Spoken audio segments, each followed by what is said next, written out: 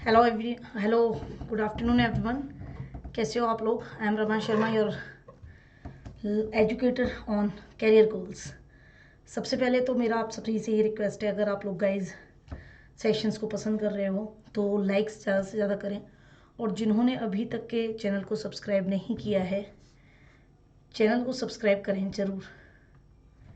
ये मेरा आपसे रिक्वेस्ट है, अब आप इसको कैसे भी मान लो, ठीक है। Subscribe the channel. और आज हम लोग लेके आए हैं part three of the current affairs MCQ, जो कि जनवरी के हम लोग कर रहे हैं। आज के इस वाले सेशन में जो कि 4 बजे हो रहा है, इसमें हम 10 एमसीक्यू करेंगे अभी, और फिर रात को जो 10 बजे होगा उसमें मैं आपको जनवरी की ही गवर्नमेंट स्कीम्स कराऊंगे। आज मतलब गवर्नमेंट स्कीम्स के एमसीक्यूज कराऊंगे, ठीक है। गवर्नमेंट स्कीम एमसीक्यूज करेंगे, ठीक है। स्कीम्स एंड इनिशिएटिव वाला जो पोर्शन है उसका, तो वो एक टॉपिक स्पेसिफिक हो जाएगा, ये मिक्स हो जाएगा। तो जो आज का पहला सवाल है वो आपकी स्क्रीन पे ये रहा। सवाल इंग्लिश में ही है लेकिन मैं आपको हिंदी में भी समझा दूंगी।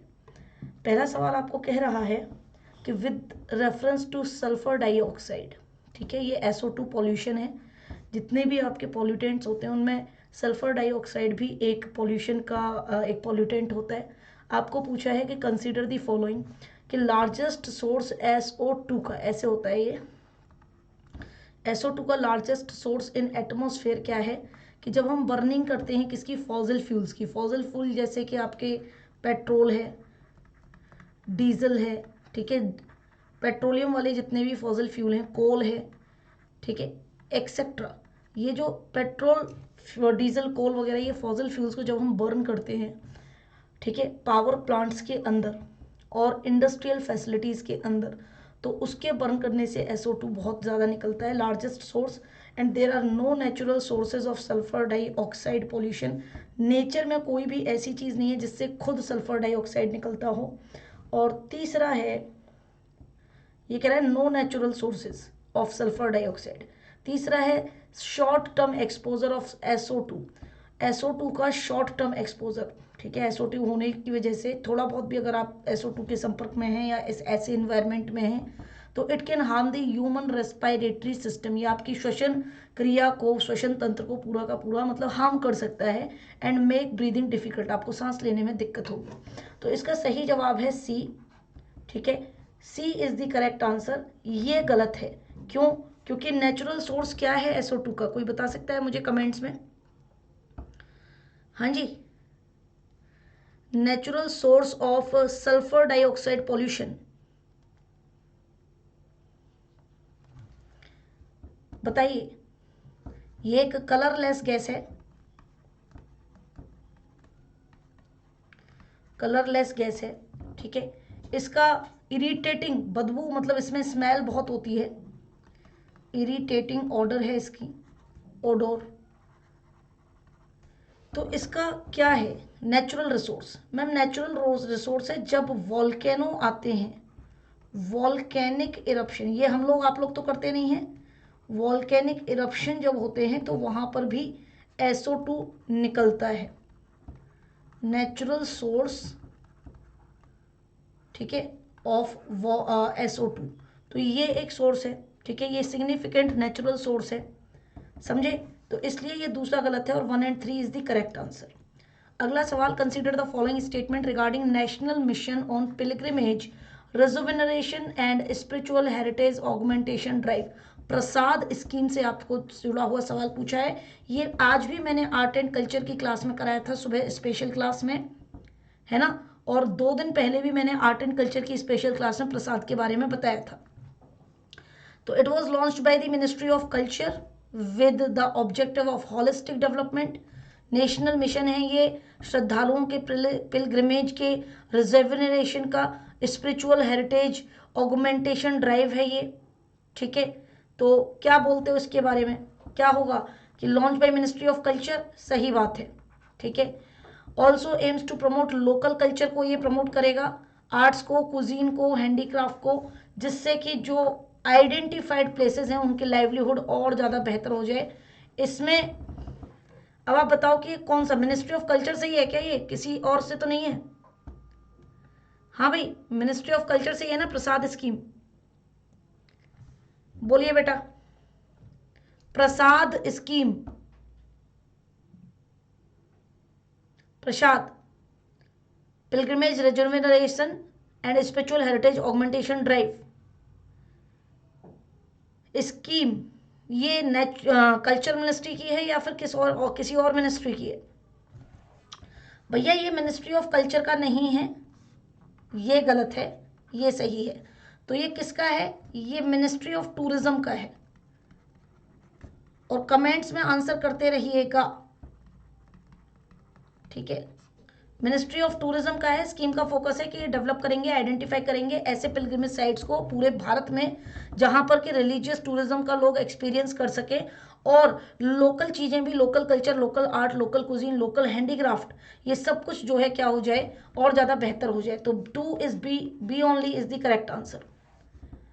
तीसरा, consider the following the provision, ये एक स्टेटमेंट दिया हुआ है, the provision would provide for one law for the entire country, one law for the entire country, एक देश एक कानून, applicable to all religious communities in their personal matters also such as marriage, divorce, inheritance, adoption etc. ठीक है, ये कौन से DPSP की हम बात कर रहे हैं? वन नेशन वन, ठीक है, आपका जो क्या है कि एक देश एक कानून, ठीक है, कोई भी पर्सनल लॉ बोर्ड नहीं होगा किसी भी धर्म का।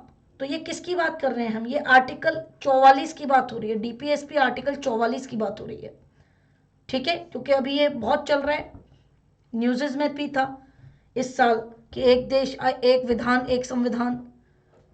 अगला, आपको ये करेक्टली मैच करना है, हिस्ट्री से रिलेटेड है, ठीक है, एनसीईआरटीज में भी दिया हुआ है 12th की, ठीक है, 12th की नहीं सॉरी 10th और 11th की। तो एज़टेक सिविलाइजेशन कहाँ की है, माया सिविलाइजेशन कहाँ की है, पर्शियन सिविलाइजेशन कहाँ की है और इनकेन सिविलाइजेशन कहाँ की है, आपको बताना है कि इनमें से कौन सा करेक्टली मैच नहीं है। सामने जगहों के नाम दिए हुए हैं, बताइए कौन सा करेक्टली मैच नहीं है। तो Aztec civilisation central India Mexico की है, ठीक है, सेंट्रल इंडिया की है या फिर साउथ सॉरी सेंट्रल इंडिया बोल रहे हो, साउथ अमेरिका की है या सेंट्रल अमेरिका की है एज़टेक सिविलाइजेशन? हाँ जी बताइए, एज़टेक सिविलाइजेशन,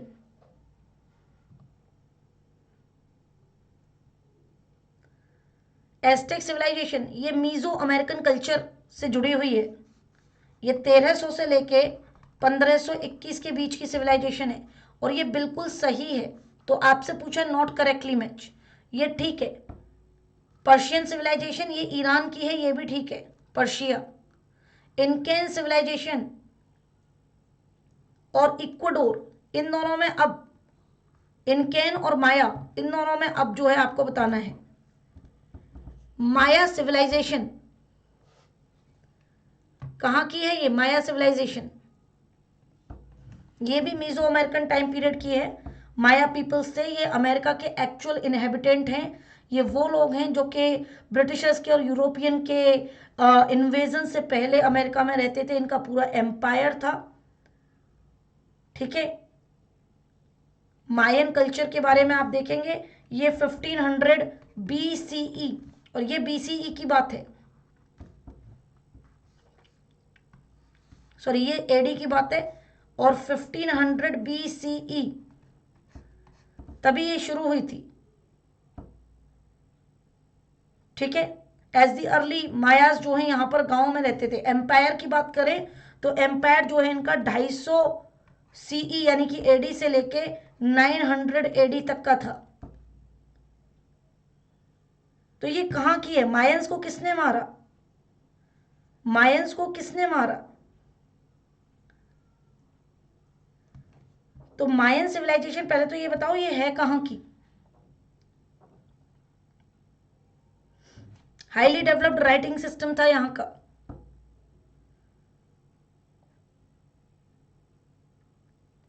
तो भैया ये भी मैक्सिको की जगह पे है, south eastern Mexico,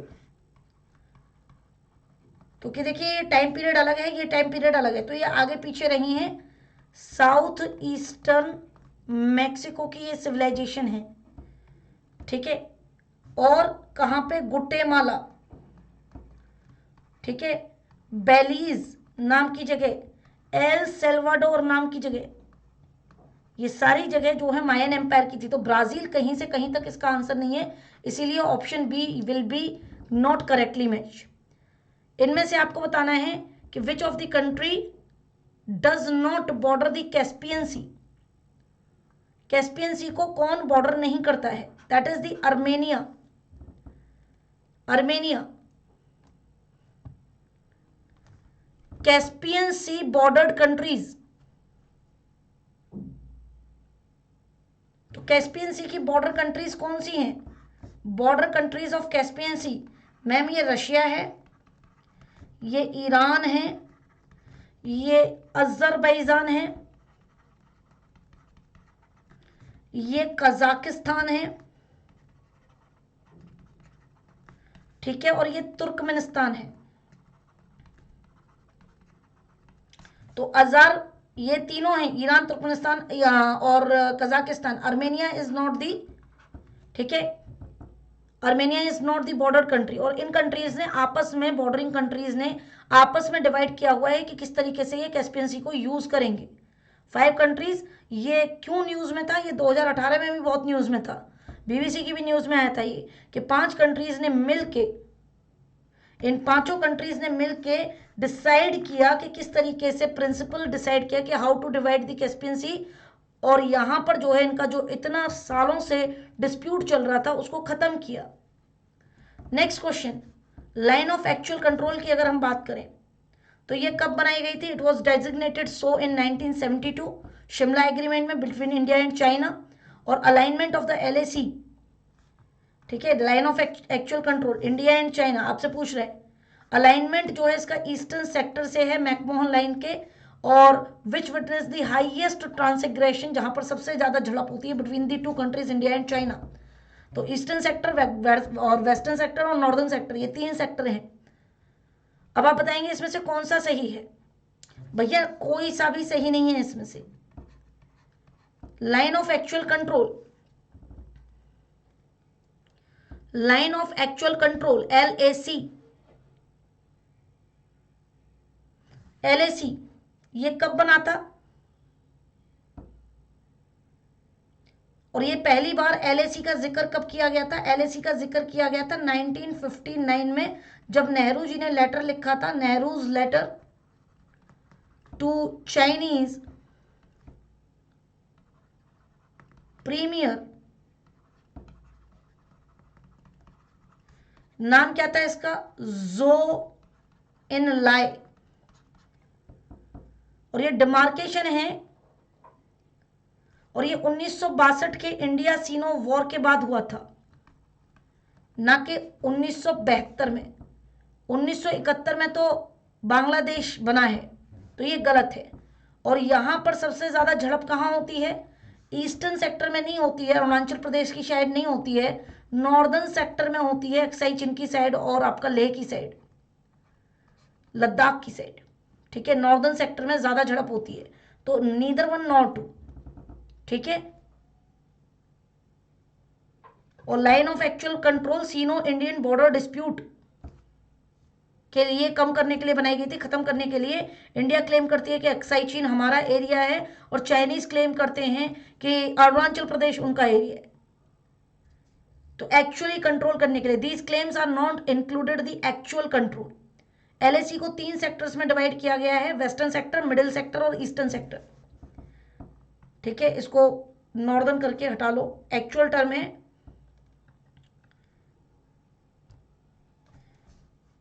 the actual term is western sector, middle sector और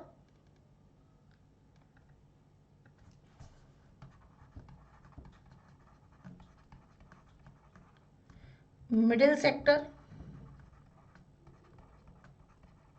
और ईस्टर्न सेक्टर, ठीक है। तो सबसे ज़्यादा जो पंगा होता है वो यहाँ होता है, लद्दाख वाले रीजन में। इवन 2020 में भी जो अभी इंडिया और चाइना के बीच में जितनी भी क्या हुई थी, स्किर्मिशेस हुई थी, झड़प हुई थी, वो यहीं हुई थी। अगला सवाल, लिथियम आयन बैटरीज के लिए क्या करेक्ट नहीं है? लिथियम आयन बैटरीज के लिए क्या ये फास्ट चार्जिंग टाइम है इनका, जल्दी चार्ज हो जाती हैं? क्या ये एक्सपेंसिव है मैन्युफैक्चर करना बहुत? और क्या ये बैटरीज कैचिंग मतलब फायर कैच कर लेती हैं? या फिर इनकी रेंज जो है बैटरीज की कम है? A viable alternative to internal combustion engine. तो लिथियम आयन बैटरीज, आपको याद है ये वो वाले चार्जर हैं, ये वो वाली बैटरीज हैं, ये वो वाली बैटरीज हैं जो आजकल सबसे पहले वन प्लस वगैरह के फोन में आई थी। एक बार चार्ज करो 2 दिन 3 दिन तक चलाओ।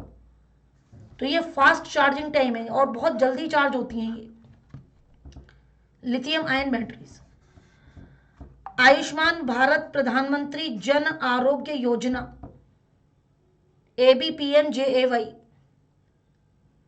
इससे जुड़ा हुआ आपसे है कि ये इसमें जन आरोग्य योजना में ये इंश्योरेंस है जहां पे हर फैमिली को 5 लाख पर फैमिली दिया जाता है सेकेंडरी केयर के लिए, या फिर इसमें टर्शरी केयर के लिए इंश्योरेंस प्रोवाइड नहीं किया जाता, या फिर यहाँ पर बेनिफिशियरीज वही होते हैं जो कि latest socio economic caste census के अंतर्गत आए हैं, उसके डेटा के अंतर्गत आए हैं।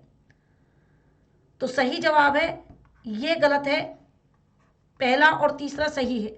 इसमें टर्शरी के लिए भी दिया जाता है, हर फैमिली को 5 लाख रुपए का सम इंश्योर्ड होगा सेकेंडरी केयर टर्शरी केयर के लिए, और ये सही है। अभी रिसेंट के सोशियो इकोनॉमिक कास्ट सेंसस में जो आए हैं, सोशल और इकोनॉमिक दोनों ही। लास्ट है ये स्टॉर्म बताने हैं और उनकी लोकेशन बतानी है। टाइफून कहाँ आता है, टोर्नेडो कहाँ, विली विली कहाँ? तो इनमें से कौन सा करेक्टली मैच्ड है? इनमें से कौन सा करेक्टली मैच्ड है? तो करेक्टली मैच कौन सा है भाई साहब? सेकंड वाला है करेक्टली मैच। बाकी टाइफून्स कहाँ आते हैं? हाँ जी,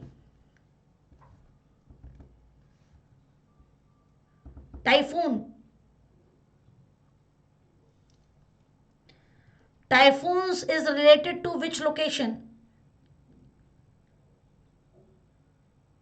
टाइफून्स आते हैं ma'am west and western northern Pacific island में। तो चाइना सी में थोड़े ना आते, पैसिफिक आइलैंड में आते टाइफून्स। तो ये गलत है, और ये गलत, तो ये गलत, और ये गलत। ठीक है, करेक्टली मैच क्या है? क्या है करेक्टली मैच?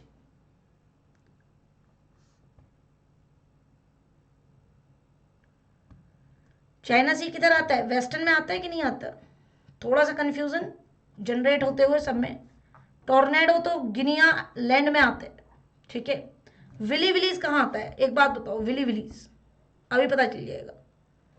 विली विलीज कहाँ आता है? साउथ चाइना सी।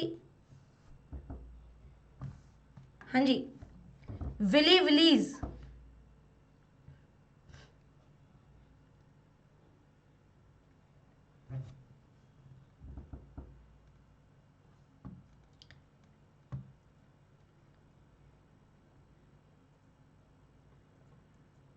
बताइए।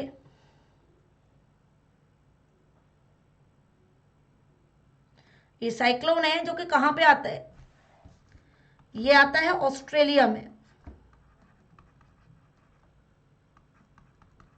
और अगर ये ऑस्ट्रेलिया में आता है तो ये गलत है, ये गलत है। दूसरा सही है, टोर्नेडो गिनीज में आते हैं। और फिर ये भी ठीक है, टाइफून चाइना सी में आता है। इवन जापान में भी टाइफून, मतलब उसी एरिया के आसपास जापान में टाइफून आता है। तो ये वाला भी ठीक है।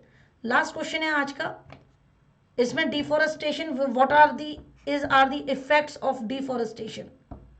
ठीक है, वृक्ष काटने के, डिफॉरेस्टेशन करने के, जंगलों को काटने के क्या इफेक्ट्स हैं? रेनफॉल कम हो जाएगी, ग्रीन हाउस गैस का एमिशन बढ़ जाएगा, लॉस ऑफ बायोडाइवर्सिटी। तो भाई साहब तीनों ही ठीक है, बायोडाइवर्सिटी भी खत्म हो जाएगी और ये होगा। तो अब आपसे गुजारिश है कि आप जो है सेशन को लाइक करें, कमेंट करें, शेयर करें जल्दी से जल्दी, और सब्सक्राइब जिसने नहीं किया है तो वो सब्सक्राइब कर लें। अनअकैडमी पर आज से आपके नए बैचेस शुरू हो गए हैं 13 अप्रैल से। इन बैचेस को आप ज्वाइन कर सकते हो with the code Rama live. अपनी 2023 की और 24 की तैयारी जो है आप इंडिया के बेस्ट एजुकेटर्स और बेस्ट बैचेस के साथ में घर बैठे कर सकते हैं, जिसमें साथ में आपको टेस्ट सीरीज भी मिलती हैं। ठीक है, prelims plus mains plus optional की पूरी तैयारी होती है, प्लस आपको यहाँ पे 20 बुक्स भी मिलती हैं जीएस की। और अभी के ऑफर्स के लिए जो मेरा टेलीग्राम चैनल है उसको आप ज्वाइन करें, सारे ऑफर्स आपको वहां पता चलेंगे। ठीक है, सो टेलीग्राम को ज्वाइन कर लेना, टेलीग्राम में पीडीएफ आ जाएगा। Till then take care, bye, मिलते हैं रात को 10 बजे। और उससे पहले 10 बजे तो यूट्यूब है, और उससे पहले आपकी 6 बजे एक 6 PM पे स्पेशल क्लास है जो सबके लिए फ्री है, आप सब ज्वाइन कर सकते हो। 7:05 पे भी स्पेशल क्लास है, ये भी आप ज्वाइन कर सकते हैं। सब लोग इसको जो है ज्वाइन करिएगा, ये सीसेट के लिए है। ठीक है, चलिए बाय।